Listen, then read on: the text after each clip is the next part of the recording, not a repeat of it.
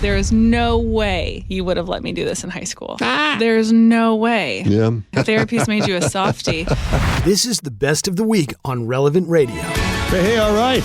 Welcome to the show. Welcome to Marriage Unhindered. I'm your host, Doug Hinderer, licensed marriage and family therapist. And this is Thursday, and that means Monica's here.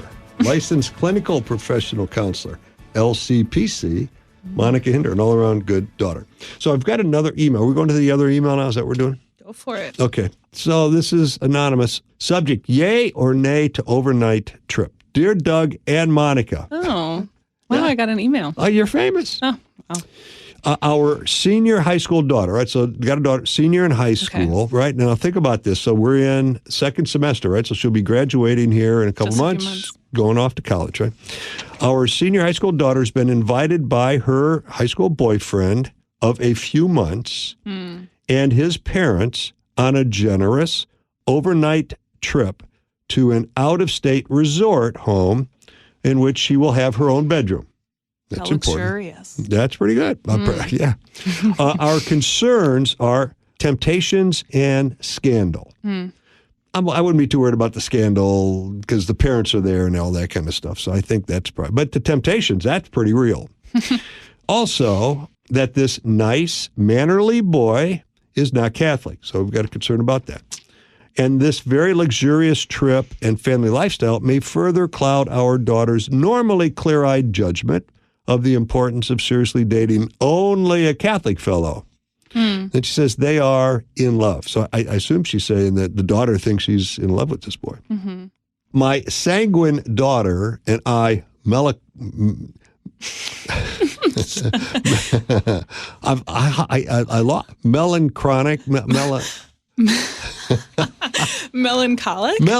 Yeah, like melancholic. That's it. She's talking about the temperaments. Okay, melancholic sure. mom, and I'll define those in a minute.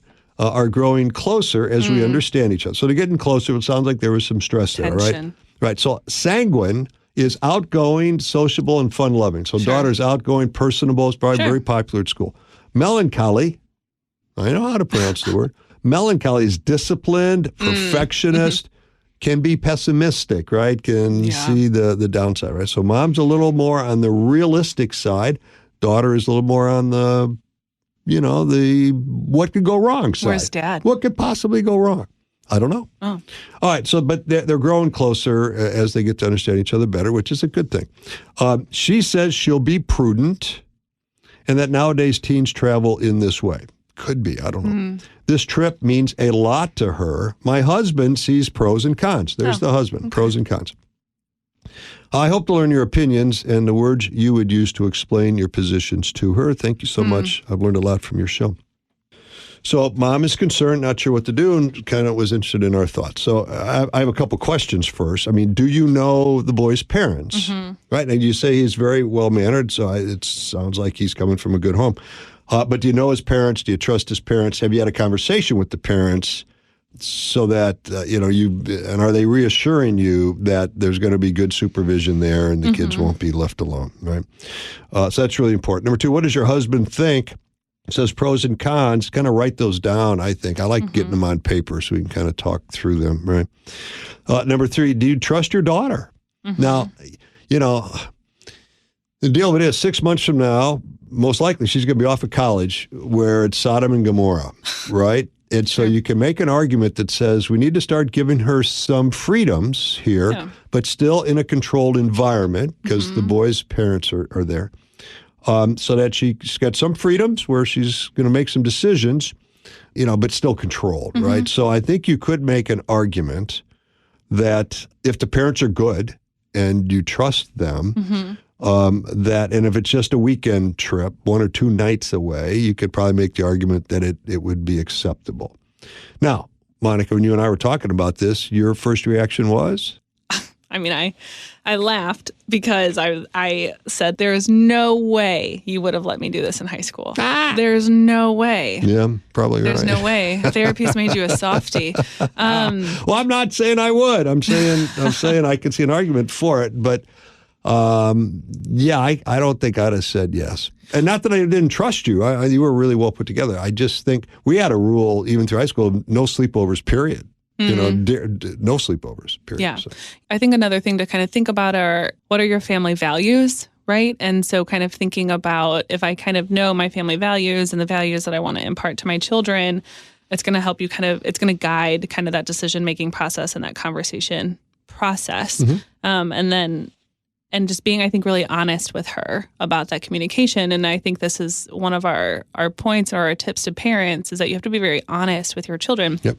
Honesty and authenticity, creates trust and a bond. And so, for your kids to feel very loved, they also have to feel like you are kind of always this honest sounding board who's going to give them truth. And so I would be really honest with her. It doesn't mean that you say yes or that you say no, but I think kind of discussing with her the pros and cons and where you're at also helps her start to kind of formulate whether or not she thinks that this is a good decision. We want her to also be in this process of making decisions because, as we said earlier, she's probably going off to college and she's going to have to start making good decisions on her own without supervision. And so this might be an opportunity to really say, hey, I believe in you.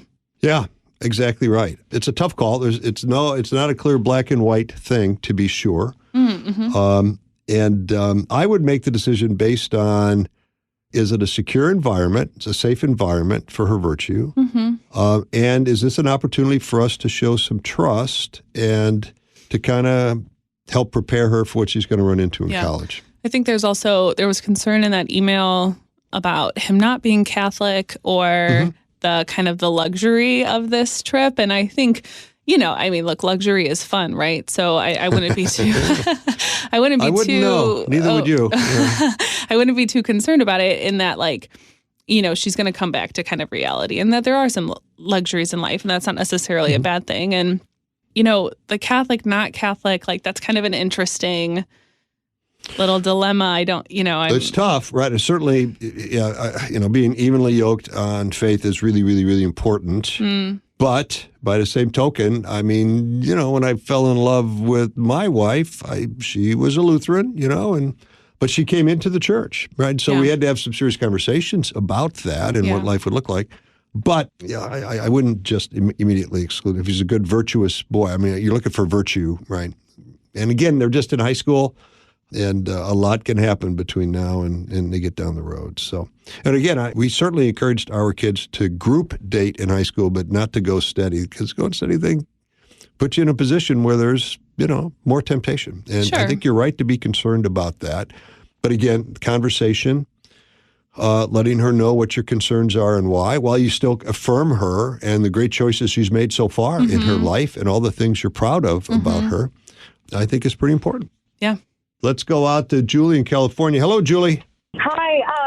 I just wanted to thank you for this. I just feel like we all seem to be missing a bigger picture here that isn't necessarily is this going to be an occasion of sin? It obviously will be, even if not physically, mentally.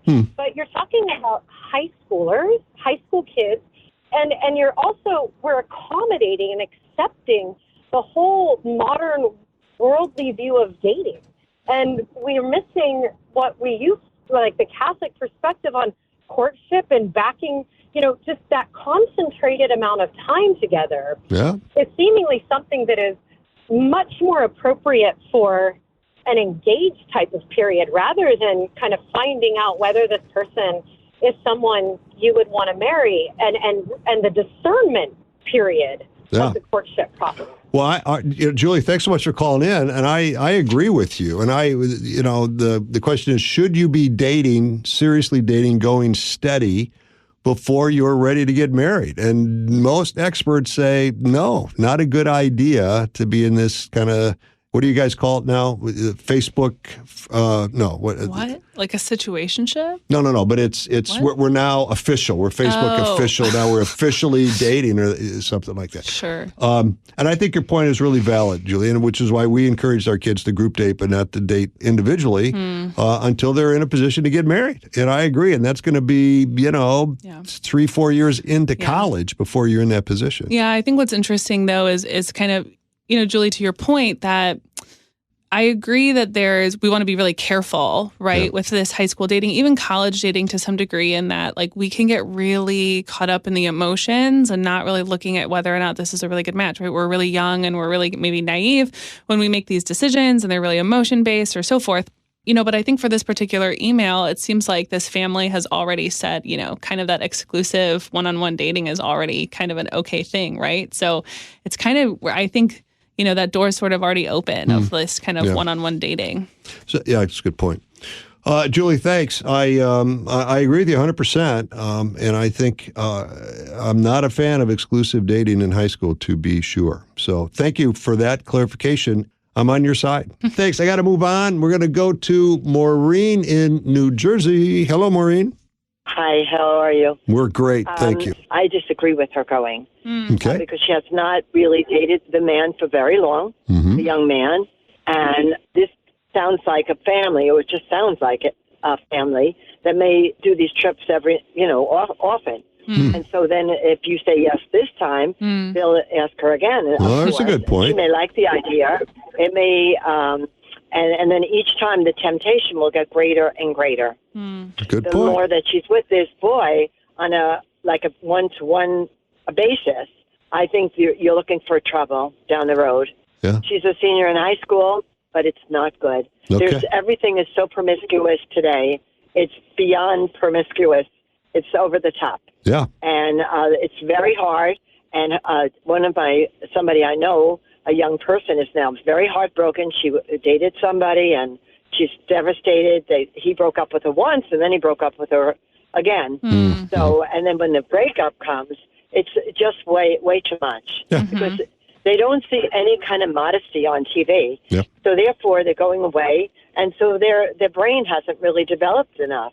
That's true. So I'll say no. That a girl. All right, Maureen. Thank you. I appreciate that. And the more I'm thinking about it, the more I'm now like 98% no. God bless you, Maureen. Thank you for the call. Let's go to Juanita in Santa Fe. I love Santa Fe, one of my favorite cities. Hello, Juanita. Hi. So I have to agree with Maureen. Absolutely not. They're only in high school.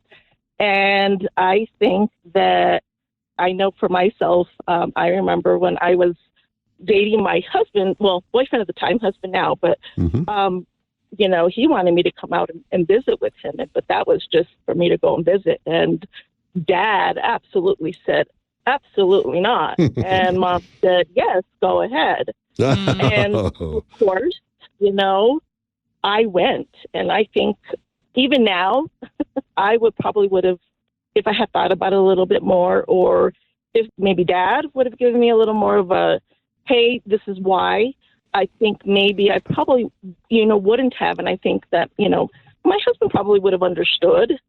I think, I don't know. Yeah. Asking him, but yeah, absolutely not. You got it. All right, Juanita, God bless you. Thanks for calling, and have a great evening. All right, so Monica, there we go, man. So far, everyone has said no. It got a lot of traction. When we get done here, I will send an email to the woman who sent me this email and told her that we pretty much dedicated the entire show to her situation. I guess we could just put a ribbon around that real quick. What I would say, and as you said, if it were you, I'd have said no. Yeah, I for sure would have. And I trusted you. I mean, you were a pretty good kid, and you still are pretty good. Oh, well, thank you so much. You're welcome. But, if you anticipate getting pushback, I would go and I'd camp out at the Adoration Chapel for a while. I think that's your best way to, make sure you're making a good decision, because you're getting input directly from the source, right? And then when you sit down with your daughter, you can say, listen, I prayed about this thing. I spent, half hour, 45 minutes, whatever. It's been an hour over there at the Adoration Chapel. And your father and I did. And, and here's the decision. And it's because we love you. I'm not going to say yes or no. I'm going to pull the therapist line and just stay right in the middle. But, I think a good learning opportunity here would be to share your thoughts, feelings, and reflections with her, and then ask her to think and pray about it, right? We want to bring her into the decision-making process. That models a lot of things, but she may come to the decision on her own, and that would be a really great, learning opportunity for her to use that intellect above her feelings a little bit, right? Our feelings As someone told me once, our feelings make us stupid. Big feelings make you stupid. So Big feelings, yeah. big feelings make you stupid. So let's let those simmer down a little bit and use our intellect to kind of think through this decision and then invite her into that process, because we don't want to be a tyrant and be controlling. But we want to respect her and communicate that we trust her while still being the ones who make the decision. Yeah, and if she's got kind of this naturally sanguine personality, she's going to be the ultimate optimist, the ultimate what can go wrong, and Oh, well, she's in love. And she's in love too, right? She's in love. She's 17 years old and she's in love. What good times. And life is good. This entire episode of Marriage Unhindered is on the updated Relevant Radio app. The Relevant Radio app is completely free and updated daily with fresh articles, podcasts, and prayers.